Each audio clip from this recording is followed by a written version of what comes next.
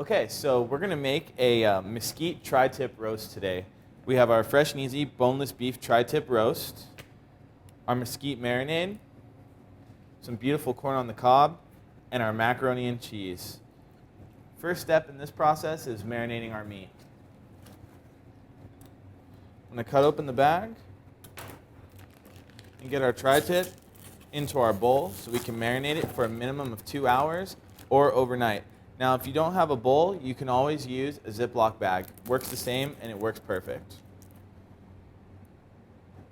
We want to put enough marinade on the tri-tip roast to give it full coverage, and then we'll go and pop it in the fridge. So the tri-tip's been marinating for a minimum of 2 hours. I'm ready to go ahead and put that on my baking tray, and then we'll get this in the oven on a high broil for about 7 to 10 minutes, and then we'll drop the temperature to 450 degrees and let it roast for another 30. You can pour a little extra marinade on top, like so, and then we'll get rid of the rest. Now remember, anytime you touch raw meat or poultry, you need to wash your hands afterwards.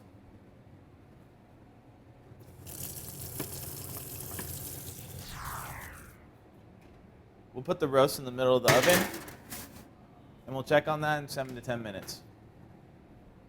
So to prepare our corn, we need to remove the husk and just peel it back and peel it all off like so. And then we're going to throw that in the trash can because you can't use it at all. Now once we get all of our corn husks off, we just need to rinse it before we go ahead and boil it.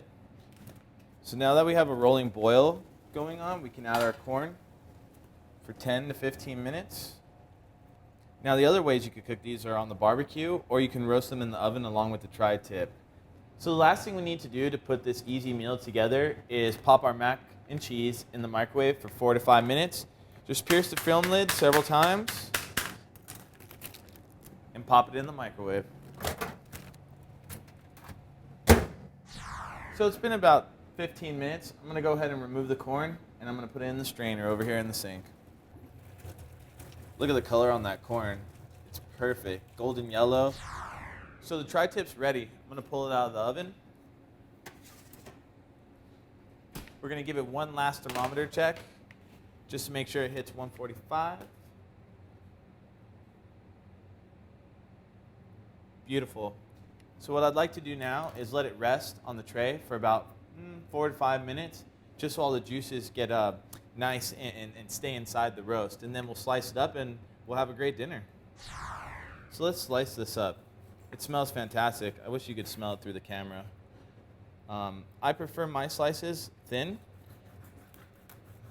just like that. But you can do it as thick as you want or as thin as you want. I just prefer tri-tip, like thin sliced, because it reminds me of roast beef. Well, that looks beautiful. I'm gonna grab my plate here. Add some on the top. It's cooked perfect. Some mac and cheese.